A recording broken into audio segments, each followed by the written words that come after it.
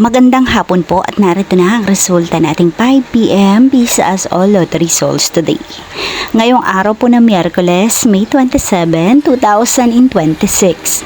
At para po sa draw natin ngayon ay ang 3D Lotto at ang 2D Lotto. At para po sa Lotto More updates, pa-subscribe na lang din po ako sa aking channel at pahit na din ng notification bell.